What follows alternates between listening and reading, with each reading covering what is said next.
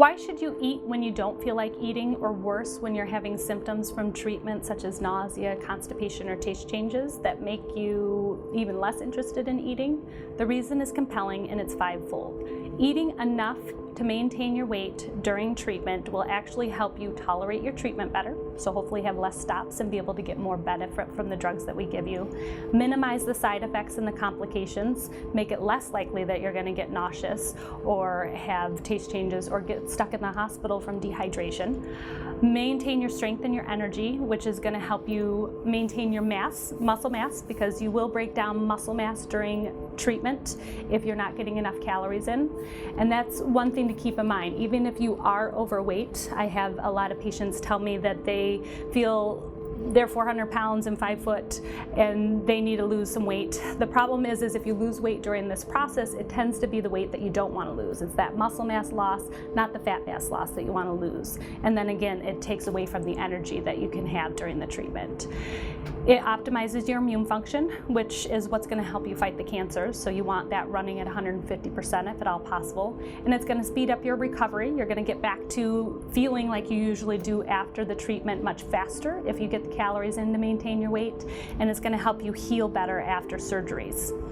There are about 5 key ways that you can get enough calories in without making eating a full-time job. One is to make every bite and sip count, to basically eat the exact opposite of how we would want you to typically eat. Instead of focusing on lower fat, lots of fruits and vegetables, I want you to focus on higher fat, higher calorie foods such as whole milk, cream, gravies, sauces, add in some syrup, some honey to some of the products so you get more calories in a smaller portion.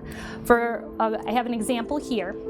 So you have 2 different kinds of soups, a broth-based soup, which has only about 200 calories for 2 cups of it, and then there's a cream-based soup. This, if you make it with whole milk, which is kind of what it says on the label to do, you have 390 calories. So for the same 2-cup amount, you'd be getting almost an extra 200 calories just by choosing a different type of soup, being a little bit more strategic in the way that you eat. You can also bump the calories up more by using half and half instead of whole milk when you're using the product, and that's going to get you 520 calories. And then whether you wanted the cream-based soup or the broth-based soup, if you added a third a cup of cheese to it, it's not going to feel like you ate more, but you added an extra 110 calories to say the 200 or the 520 if that's what you were shooting for. Another tip that's really helpful is eat often, even if it's only a couple of bites. A couple of bites will add up if you're doing it frequently throughout the day. So for example, if you only were able to eat half of a granola bar and that was all you felt like you could do at that time period, if you did that 6 times a day, by the end of the day you'd eat 3 whole granola bars, and that's going to be getting you over 500 calories just by doing the minimal that you can get by with, okay? Don't skip meals. Try and eat by the clock. If you normally ate at 8, noon, and 6, then eat at 8, noon, and 6. If you don't have the hunger cue that's encouraging you to eat, maybe use other cues within your environment, whether it's the times that you take your medications if you're doing that frequently throughout the day, the times that your favorite TV shows come on, or other family members. If they feel like eating because they're hungry, follow their cues. Make use of when you're feeling hunger and when you're having good days. There's definitely going to be good days where you feel like you're back to your normal and you can eat your normal amount. Don't feel like you're going to eat too much on those days. If you feel like having McDonald's milkshake and french fries and a hamburger that day, then hey, that was an extra 1,000 calories that you weren't getting on, a different day. And keep in mind, when your hunger does strike, your body's not working on cueing you to eat because it's working on trying to heal you right now.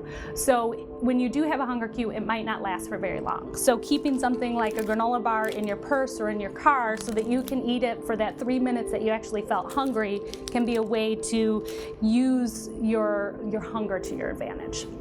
Lastly, if all of these tips are still not really getting you too excited about eating, you can set the mood.